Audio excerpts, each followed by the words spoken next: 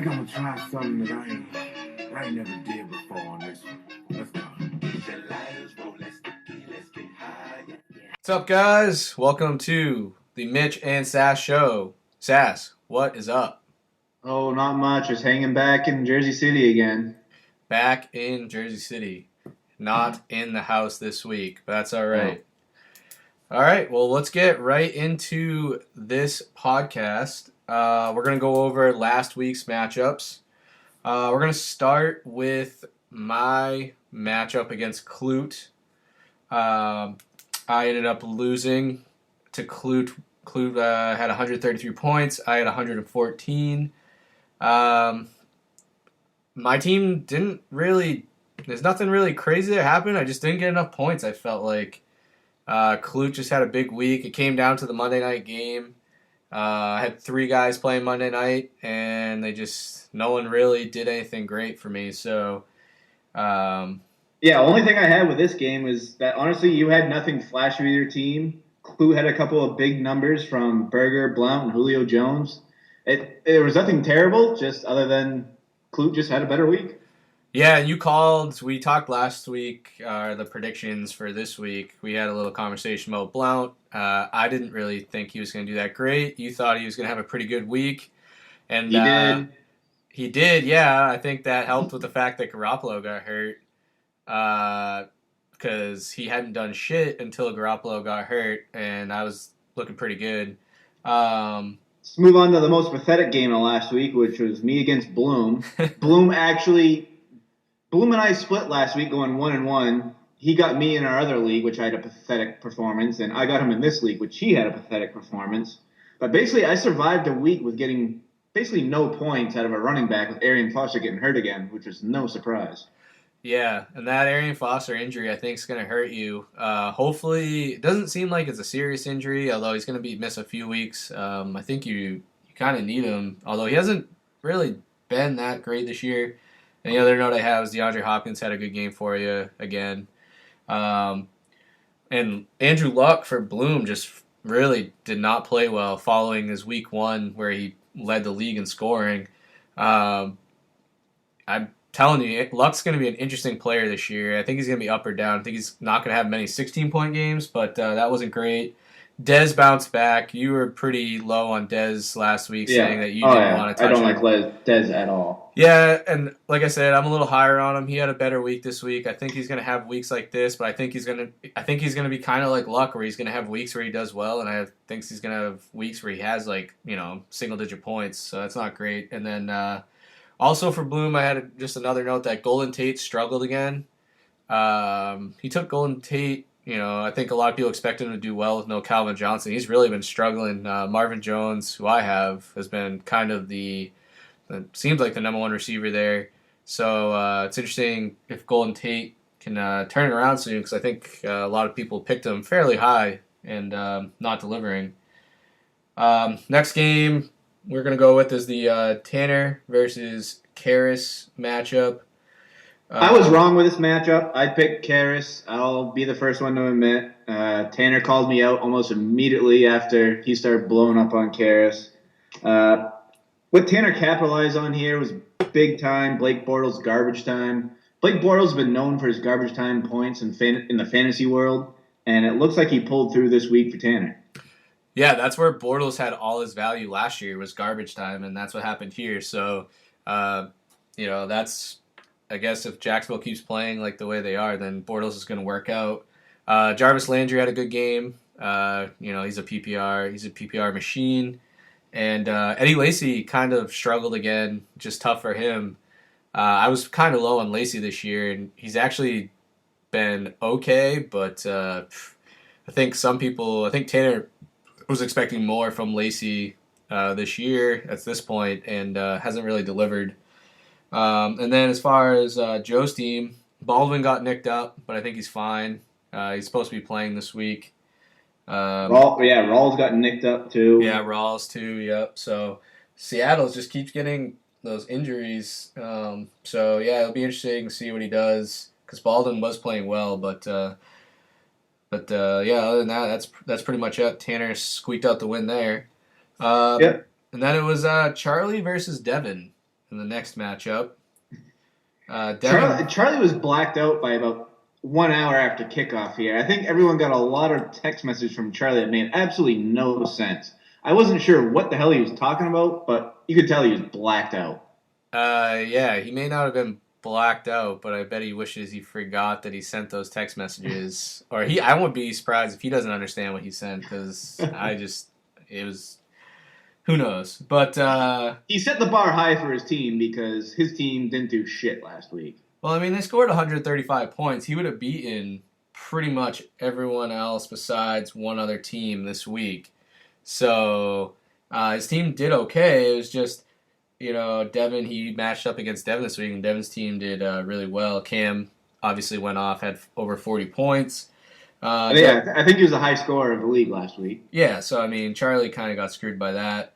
Antonio Brown had a low week for him, his standards, and but Kelvin Benjamin was a beast again.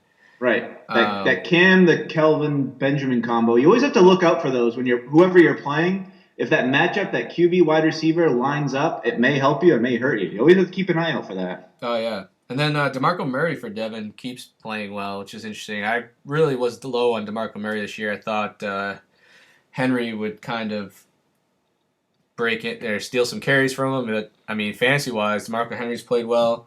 And then also for Devin, the concern there is Todd Gurley. Because Gurley just did nothing again. Yeah, that's just – it is what it is. You take what you get. He's a dominant running back. If he was on any other team other than St. Louis and maybe the Browns, he'd probably do okay. Yeah, you would think so. But fantasy-wise, I think Devin's rethinking that second overall pick may have gone a different direction. Next game was Will versus Pike. And Will took the win here, 137 to 117. And let me just say, I'm going to apologize to everyone because Mitch and I both skipped this last week and didn't talk about it. We had to add our addendum that was sent out by group text message, which I don't think either one of us are happy about, but we did what we could. What can we say, Sass? It's a work in progress. We're not by any stretch of the means professionals at this, so we're going to have some bumps along the road, but it happens. We'll see what happens here with Will, though, because he just had 2 people go down with injuries. So I think the old age is starting to catch up with him after his first 2 weeks on a hot start. So I expect a decline out of Will here very shortly. Yeah, I mean, we were kind of calling it with his old-ass team, and it's happening already. Oh, and we've got a caller. Let's see what we got here. Hello, you're live on the Mitch and Sass Show. Wait, hold on. Hello? Hold on. Oh, there we go. Yeah, there he is. Hey, you're live on the Mitch and Sass Show. Yeah, first off, love the show, guys. Oh, really thanks. What's going on? Hey, great to have you. Great to have you. Awesome. Josh, I can't hear a word you're saying, but let's keep going with it. What's up, guys? How's it going? How's Sacco? What's up, Joe? Sacco's good. How's the Rocky Mountains treating you? Just chilling right now. Life's in California, in our hometowns. I'm sitting on my ass playing video games. It's glorious. Ah, nice. Yep. So you got some thoughts for us on the Fantasy League? Got some thoughts. Got a couple thoughts, and then I got a question for each of you. So, first thought is, I'm assuming you guys need an objective opinion on your matchup this week. Sure. Let's hear it. Absolutely. Yeah. That has to happen. Let's be honest. Mitch, I was going to say you, right? It was pretty obvious, right? You had some good guys. I'm big on Matthews. I think he's going to get it. I think Langford's going to get. But, dude, then you played drunk. Well, I mean, what happened there, Mitch? I got a shiny new toy in my trade. And then he's suiting up for the first time. And I'm like, well, if he's playing, I got to play him, right? So, I'm not happy. Josh too much. Huh? You're listening to Josh too much in the first podcast, and he thought he was going to play week 1. Yeah, no, I mean, I was definitely, to be honest, I didn't know if the trade would actually process in time. I really didn't think I was going to get him, so at the last second I saw it actually went through, and then I kind of was like, well, fuck it, I got to play him.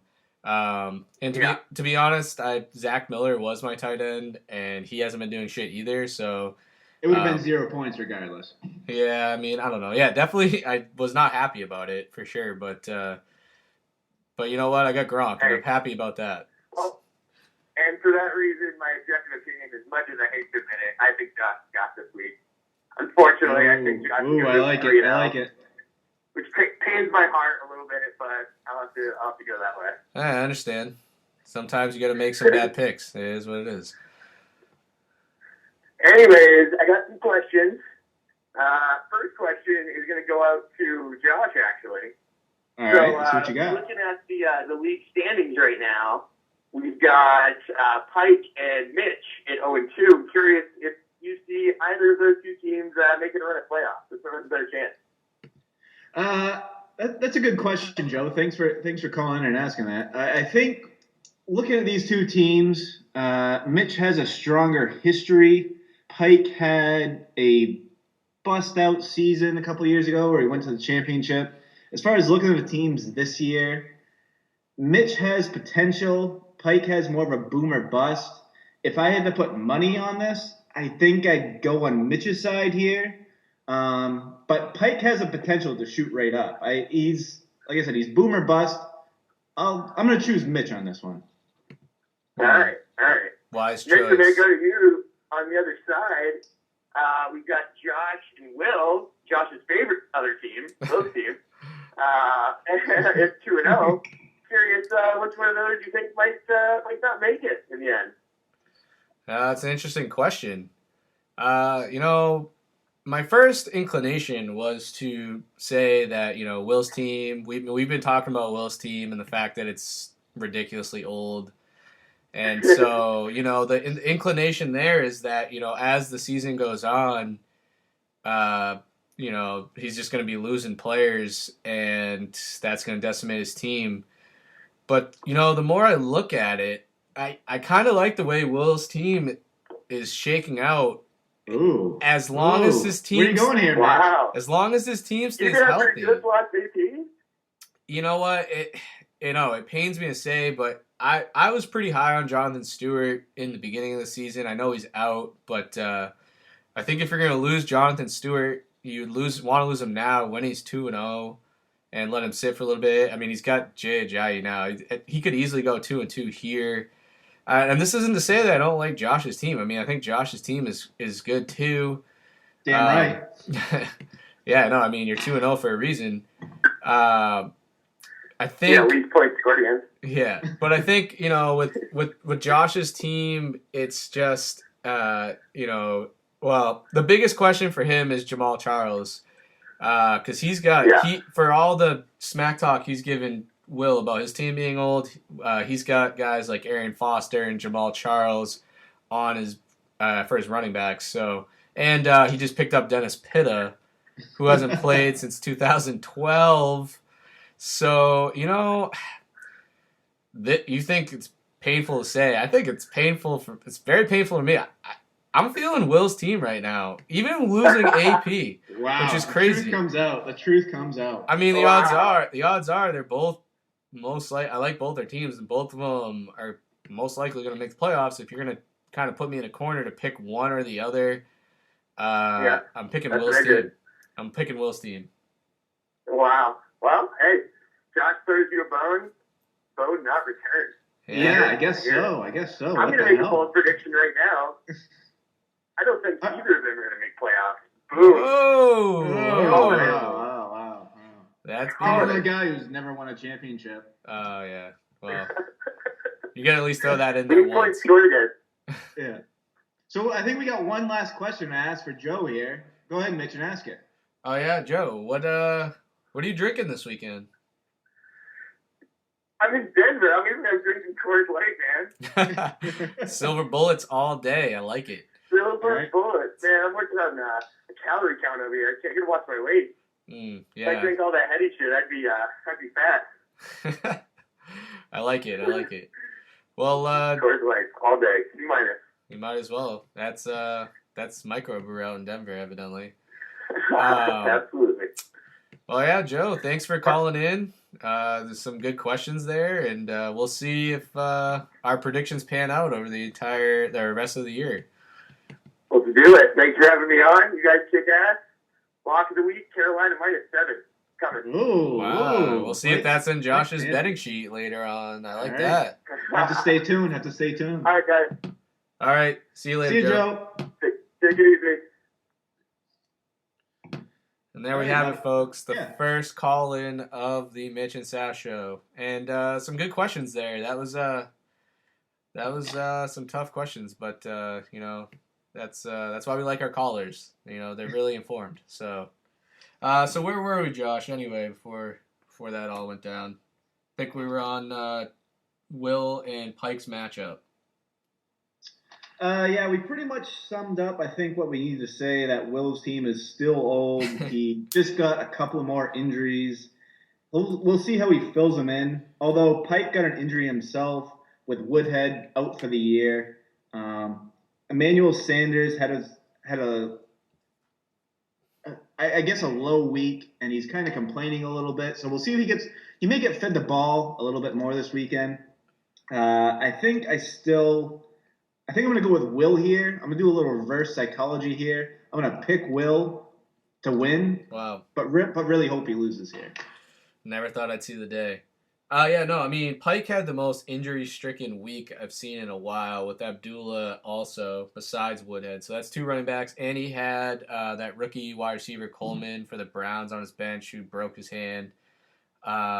So, yeah, he had a tough week. And then, obviously, Will losing AP. I mean, that's brutal. It honestly didn't look like he was going to be out for the entire year at first, and then now that's the case. So, but that Forte trade worked out for him well so far. We'll see how that goes. But, yeah, that's pretty much it. That's it for the week 2 games. I think the one thing we should check up on here before we hit our next preview segment for the next week, I think, is the trade that happened just Wednesday, right before the start of this week, and that was the trade between Mitch and Pike. I think Mitch should talk about this a little bit more here. Yeah, let's talk about my trade. So, you know, Pike and I both at the bottom, 0-2, so Pike got hit with that all those injuries, and frankly, I felt like I had a decent amount of depth, so as soon as I saw that, you know, Woodhead went down and heard about it, Abdullah kind of hit him up. And just trying to get Gronk off him. And, you know, I'm happy with it, even though Gronk played technically this week and didn't do shit. I think, you know, I was kind of looking down the road for the playoffs. But, you know, Pike, I think it's a fair trade for both of us because Pike needed people. He needed bodies. He was dropping people left and right. So he gets a 2-for-1 deal. I get a guy that, you know, was drafted early second round, and I think it's a decently fair trade for both of us, to be honest. I think it was a fair trade in itself. I'm always a fan of when you have a 2-for-1 trade, I'm always on the side of getting the 2 side, I guess. You're not relying on one person to make sure he gets you that 20 to 30 points. You have 2 people to get you that 15 points apiece with a potential of one of them busting out for more. Yeah, you can have a stud player, but I think I would still side on having the 2 players. Even though, I'm a fan of Latavius Murray. It's only a matter of time, I think, before he really takes off. But I think I like Pike's side of the trade there. Yeah, I mean, it's interesting.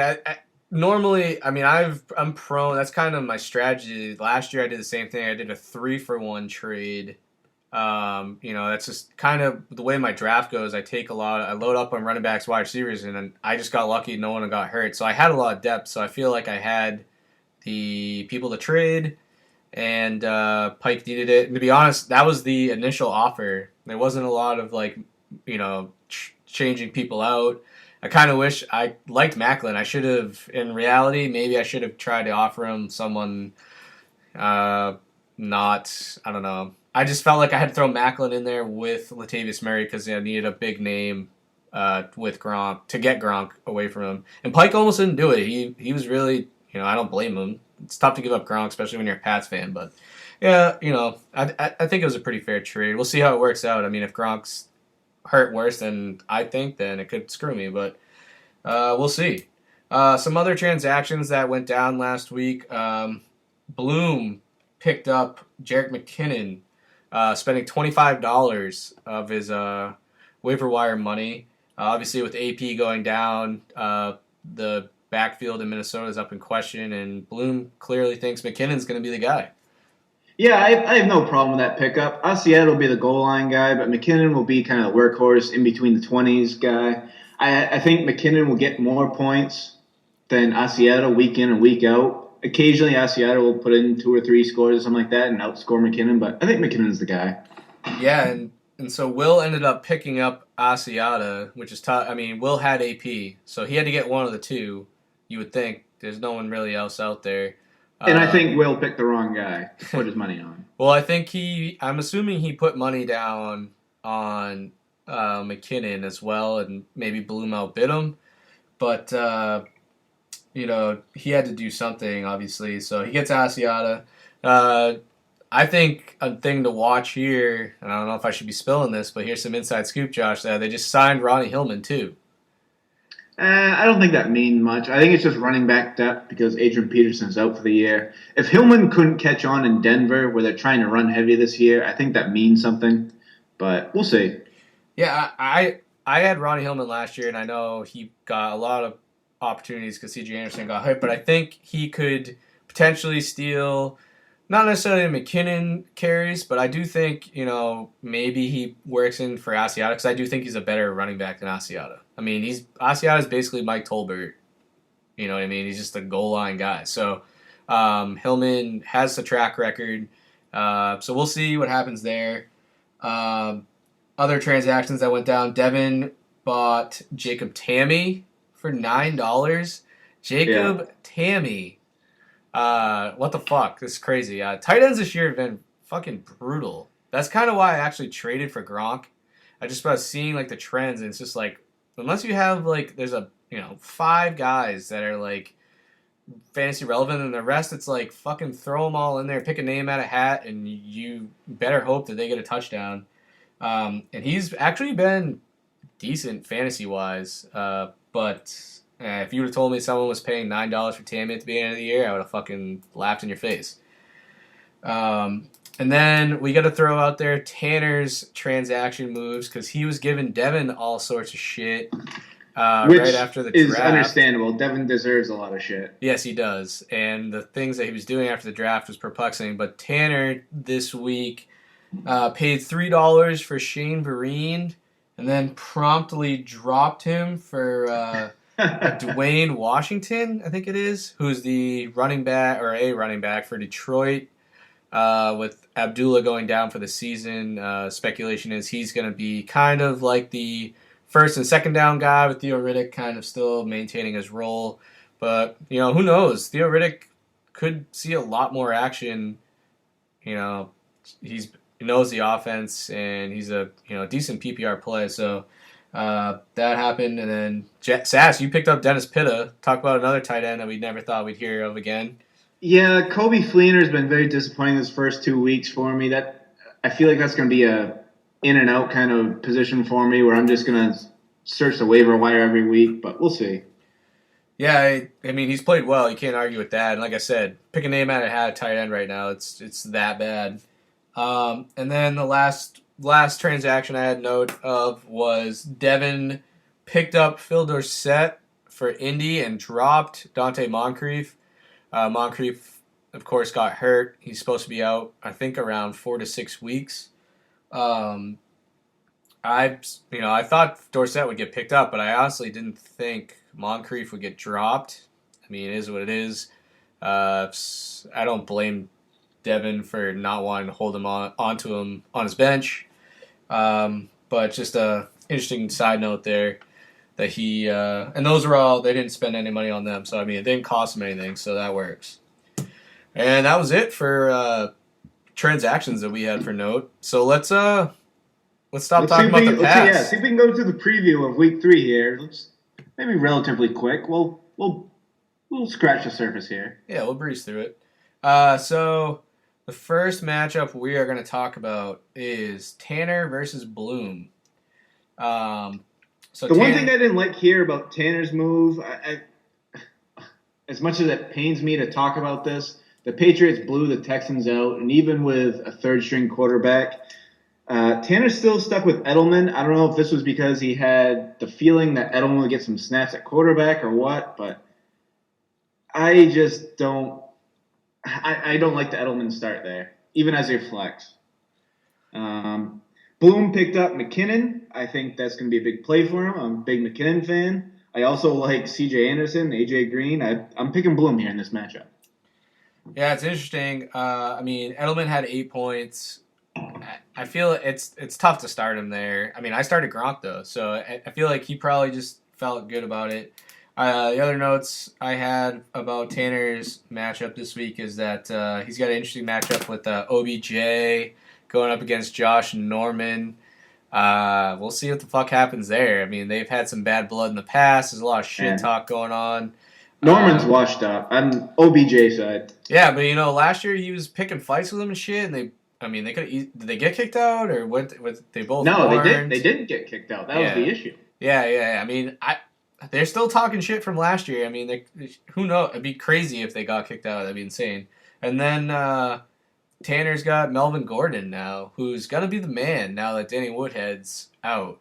I'm a Gordon fan. I think it'll work out well for Tanner. I don't think I'm a Gordon fan. I just think without Danny Woodhead, from the past podcast, I was a Danny Woodhead guy for PPR leagues. Now he's gone. Melvin Gordon's the guy. So he becomes a top 10, 15 running back easy, just without having Danny Woodhead there. So that's going to be huge. And then for Bloom's this matchup, the same thing with McKinnon. He's starting McKinnon over Carlos Hyde and Gio, which I think is interesting because as much as you think that McKinnon's going to be the guy, to start, you really don't know. No, you don't. And, Carlos Hyde is the workhorse there. I feel like Gio and McKinnon are kind of the same person, so that's interesting. And then for Bloom also, it's which Andrew Luck's going to show up. He goes from being the number one fantasy scorer in the league the first week to getting like 16 points the second week. So, that's going to be a real question mark there. I ended up taking Tanner in this matchup. Oh, all right. We're split there. Let's go into the next matchup where I don't even want to mention Devin's name because I'm a little upset he's already changed his name by week 3. I know the changing of names happens before, but we got Devin against the other Ron Browns. And let me just say, I don't need much analysis here. I'm just going the other Ron Browns. Wow. It's just because of the name change? You don't even want Yeah. to? Wow. All right, well, I will bring some analysis to this just quickly. Klutz already got Blount gone, and Blount had a big game, 24.5 points. But Klutz doesn't have Doug Martin. We didn't talk about that with injuries at all, but Doug Martin got hurt. But he has Blount, so there you go. That helps. And then with Devin, he's starting Jacob Tamme. We talked about him in the transactions. He's going to play him. And, he's putting Riddick at the flex. I think that's going to be I think that could be huge. But they have a tough matchup at Lambeau this week. They're Swiss cheese. They're Swiss cheese out in Green Bay. I theoretically will shred them apart. Yeah, that's his flex. So Devin has potential here. But it doesn't look, well, I don't know whether or not he's going to play, but Brandon Marshall is pretty banged up, it looks like. He's not 100% for sure. He's currently not starting Brandon Marshall. So that's going to be, that's tough for him. And then the other big question I had for him was Todd Gurley.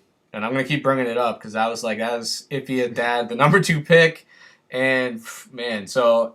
Honestly, if I was, as much as I've shit on Devin already, I still would have taken Gurley at number 2 right there. If Antonio was off the board, I would have taken Gurley myself. Yeah, I wouldn't have. I was, like I said, I was shocked. We talked about this in the past, but that was the big question marks that I had. I think what will be key for this matchup when it comes down to it is Klute has Roethlisberger, and typically Steelers against Eagles has been low scoring. The Eagles' defensive line is usually all over Pittsburgh, so I'll be curious to see what the Pittsburgh offense can produce against the Eagles, which could be another down week for Antonio Brown for Charlie, but we'll see. Yeah, it's going to be a close matchup. I ended up going with Clute in this matchup. 2 for Clute. I like it. All right. The next matchup we've got is Pike versus Charlie. Pike has Martellus Bennett. He played him, and Martellus Bennett only had 3 points. A couple other notes I had for him was that after our trade, he's not starting Latavius Murray. He's also not starting Frank Gore. He's starting Charles Sims after Doug Martin got hurt, which is interesting. I like that play. I really do like that play because Charles Sims is a hell of a receiver out of the backfield. And in a .75 PPR league, or not PPR, but you guys get what I'm saying, it's worth quite a bit. No, I'm not saying that necessarily because I disagree with what he's doing. I just think it's surprising that, like I said, the same thing with me with Gronk. You get a shiny new toy, you want to throw him out there. So I thought he would throw Latavius Murray out there. Charles Sims is actually projected to get more than Latavius Murray. But also, he's not starting Emmanuel Sanders. He's got some pretty solid receivers now. He got Macklin in the trade. He's got Macklin in his flex. So with Alshon Jeffrey and Brandon Cooks.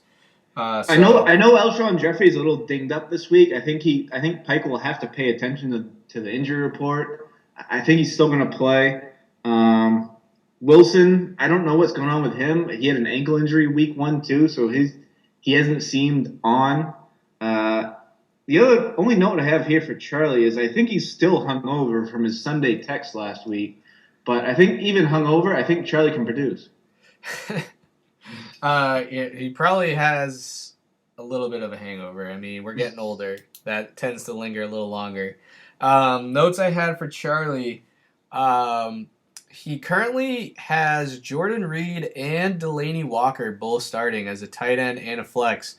Oh, I missed that. The typical Charlie 2 tight end start play. Charlie loves those tight ends. But crazier than fucking having 2 tight ends going right now, Charlie has Kelvin Benjamin on his bench. Ooh, that's not good. Kelvin Benjamin is currently on his bench. Granted, he's only projected to get 13 points, but the guy's been an absolute fucking animal. He's at home against Minnesota. Yes, Minnesota. And he's still starting Decker. He's starting Decker over Kelvin Benjamin. Yes, exactly. He's starting Eric Decker over Kelvin Benjamin. I mean, for me, until Kelvin Benjamin gets shut out, like, why would you not be starting him as a wide receiver? He has arguably the 2 best fantasy wide receivers in the league, Antonio Brown and Kelvin Benjamin. So, I don't know. He has time. He can change it, but... Pike may hate this cast going on right now, so we may talk Charlie into starting Benjamin, but we'll see what happens. It's up to Charlie. It'd be one thing if Kelvin Benjamin, like last week, I know he's battling, but he's getting the touch, he's getting the looks, he's getting the touchdowns. I don't know. I don't get it, but hey, Charlie may know something that we don't. I don't know. But let's move on to the next matchup here. Make your pick. We got to make our picks though. I'm on Suck at Your Back. Even though he's hungover, I'm on Suck at Your Back. Yeah, even though we just ragged him for not starting Kelvin Benjamin, even without Kelvin Benjamin, I'm taking Charlie too. Yes, sorry, Pike. I think it's been another rough season for you.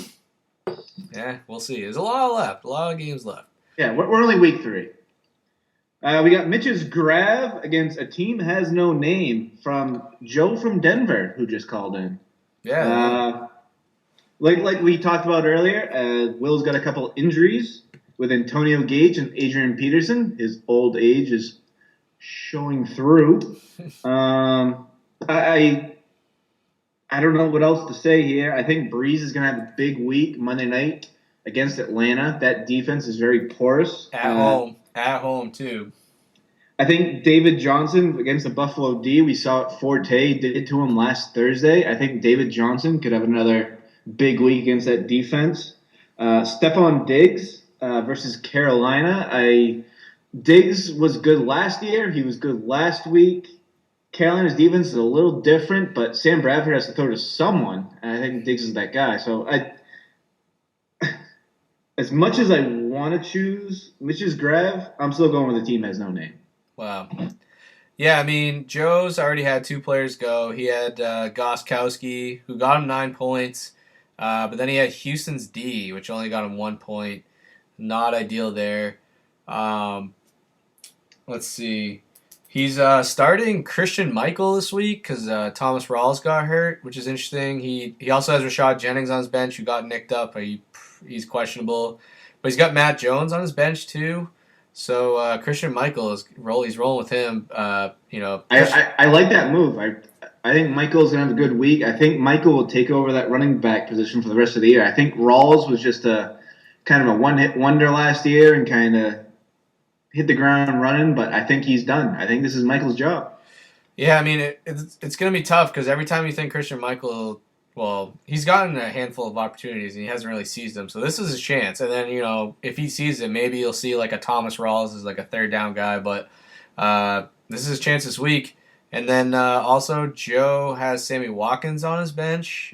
He got nicked up, but man, that trade really not working out for him right now. So I had to throw that in there. So who you got? Well, I'll tell you that I am taking Will's team, and the reason why I'm taking Will's team, this is not the reason why. Just another note that I had was he's starting Jay Ajayi this week. Oof, God. And who are they playing this week? The Browns. The Browns. So, I mean, that's a good matchup for him. The Browns are terrible, so their defense is awful. So, and then Antonio Gates is hurt. Gates is currently in the starting lineup, but he's got Dwayne Allen as a backup, so he'll be starting him because I think Gates he's doubtful right now. He's probably not going to play. But I think Mike Evans is going to have a big week at home against the Rams. Jordy Nelson's at home against Detroit. I like that. So yeah, I'm taking Will again. That's crazy. We keep ragging. And let's go to our supposed matchup of the week with Mitch versus Sass here. I don't think either one of us should pick because obviously we're going to pick ourselves. But I think all I want to say here is to all our listeners is I'm trying to trade for a running back right now. I'm willing to trade Hopkins, Cooper, or Hilton for a running back. So if any of you listeners out there have a running back to trade, my phone is wide open. So let me know what you got to think. Well, that's interesting, Josh, because I got a guy on my bench currently who's on your squad or the team that you wave that yellow fucking towel for. Maybe we can make our deal out there. But so you had DeAndre Hopkins go. He had a mediocre game for him, really. I was happy to see that. He had 8 points. He made some ridiculous catches. I don't know if you watched that game, but he's fucking ridiculous. I'll be the first one to say I didn't put this out in the cast because it was a Thursday night game, but I was all over the Texans at -1 there. I had to eat my own shit on that one, so that wasn't good. That wasn't good for me. I lost a few Tobies there. I was going to say, good thing you didn't actually bet Tobies on that because that would have been brutal. Yeah. But yeah, I would have lost a lot of Tobies on that one. DeAndre Hopkins looked good. I had Lamar Miller going, and even though Houston didn't play great, he had an okay fantasy day. He got me 13 points.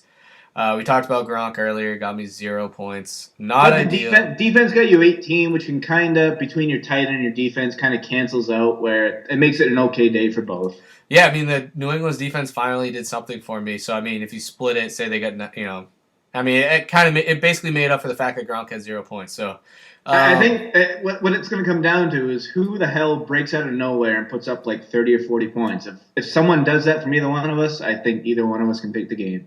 Yeah, and I think another interesting matchup right now is I currently have Stafford playing. I don't feel comfortable about it whatsoever. He's at Lambeau, and you have Rodgers. So that's going to be a big game for us, Rodgers versus Stafford. I'm also starting Marvin Jones this week as my flex with that Stafford-Marvin Jones combo. You're playing Pitta. You just picked him up this week. The other notes I had were I think T.Y. Hilton's projected to get a lot of points for you. He's projected to get 17 points for you. That's pretty high for a receiver. He was projected to get more than DeAndre Hopkins. That is a little weird. I just noticed that. Yeah, I mean, I know he's playing at home against San Diego, but I wouldn't say that, and he's questionable. He's hurt. I thought that was really odd. And then also you had the Arian Foster injury. You also still aren't going to have Jamal Charles. Jamal Charles is a pickup for the playoffs. He was not a pickup for now. He was a pickup for the playoffs. I just got to get to the playoffs. That's all I'm trying to do. Yeah, I don't think you drafted him for the intent that you weren't going to play him until the playoffs. I think you were hoping that he was going to play, but I mean, you're in good shape because you're 2-0, so you haven't needed him, so that helps. And yeah, that's my gamble this year with Charles is paying off better than my gamble with Bell last year. That's all I'm saying. Yeah, I mean, well, you said you traded Bell before he got hurt, so I'd say it worked out pretty well for you. Yeah. But yeah, no, we're actually projected to we're within a point, so it's going to be a tight matchup, and not 100% sold on Stafford. You may see a change there. We'll see. We'll see come Sunday. And that's it. I think that's all the matchups, Sass.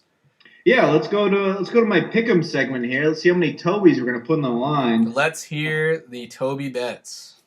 I got 3 games I'm looking at so far. I think just a casual game I'm looking at here. I'm not gonna put any Tobys on it, but I like the Redskins plus 3.5 at the Giants.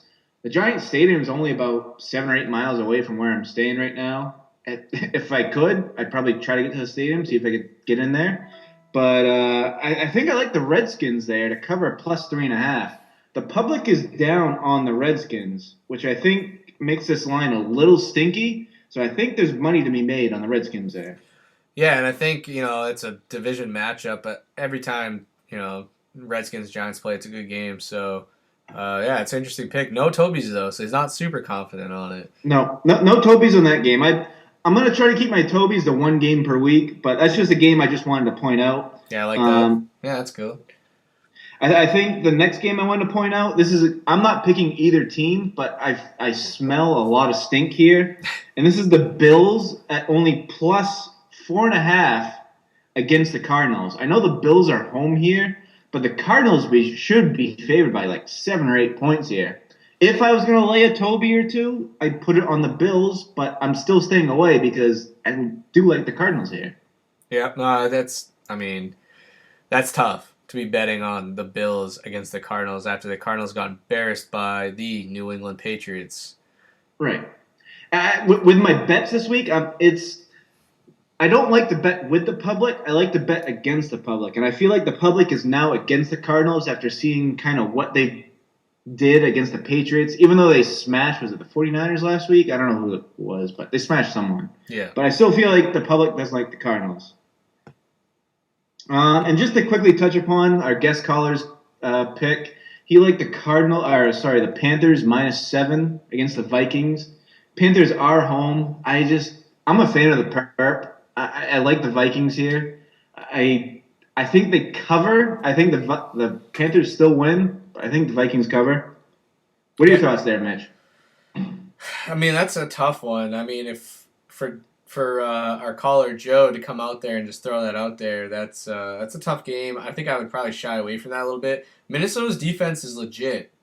Right. They're really good, but Carolina's at home. Carolina's no Jonathan Stewart. I mean, there's a lot of injuries there, a lot of questions. Obviously, AP got hurt. No Jonathan Stewart. So, -7 too. Man, that's tough. It's a lot of points for the NFL to get 7 points. Yeah. Charlotte just had all the riots, which is, I think, less than like 3 miles away from the stadium. I'm a perp guy. I love the Vikings there. Yeah, no, I think if I wouldn't put money on this. If I had to put money on it, I'd maybe put it on the Vikings +7 just to get the points. I mean, I wouldn't, if I was to I don't bet a lot, I would not be betting on this game, but if I had to bet on the game, I'd probably take the Vikings +7, but that's just because I'm getting those points. That's all. Yep. In my Toby triple lock. The triple Toby lock of the week. The Chiefs -3 home against the Jets. The Chiefs defense at home is almost unreal. Any team that goes in there struggles. We saw this happen last year when the Patriots strolled in there. Was it on a Sunday night, I think it was? This defense is just unreal at home. It doesn't matter how bad that offense is. Their defense and special teams provide points, and everyone knows here, the Jets they suck. They really do. They'll occasionally, Ryan Fitzpatrick will carry him through a week or two, but I think Chiefs -3 here are the pick of the week. I guess my Toby bankroll right now is at 14 from my 3 more I gained last week. I'm going to go 5 Tobys here. Wow. Pretty confident with that pick. Definitely Arrowhead's a tough place to go play. Jets don't have Brandon Marshall, or it doesn't look like they're going to have Brandon Marshall. It's not going to help them. Eric Decker's not a number 1 receiver. They have that Anunwa guy. He's kind of turned up, but I think he's been just, been benefiting from having Decker and Marshall ahead of him. I like that. I like that bet. 5 Tobys. That's a lot, Sass. You're feeling pretty confident, but I think I like that. I like that pick. I'd probably roll with that too. And with that, I think that is the end of this episode. Let's go to our last segment here before we close it out. Mitch, what are you drinking this weekend? Well, Sass, I am drinking a fine beer from Hoof-Hearted Brewing. The beer is called Side Pipin'. It's a farmhouse IPA. If you haven't had a chance to try any of their beer, you should go out and find them. They actually distribute in Maine, even though from Ohio. It's very rare, but all their beers are really good. I am currently finishing my last sip of Curio right now that was provided to me by Allagash Brewery. I think Mitch knows a little bit more about this than I do. Yeah, no, you're welcome. And I hope I beat you this week, and then it'll be worth the fact that I gave you that Curio. Wow. I had to throw it out there. We're playing against each other this week. We haven't talked any shit the whole podcast, so it is what it is. I got nothing to say about that. All right. Well, thanks everyone for tuning in. We'll be back next week. Thanks to our caller Joe for calling in, and yeah, great to hear from you, Joe. Yeah, no, it was good hearing from you. Hopefully next week we can have someone else come in, call in, give us some good questions like Joe threw out there today, and good luck this week, Sass, and let the best man win. Fuck you, Mitch. Okay. Later. See ya.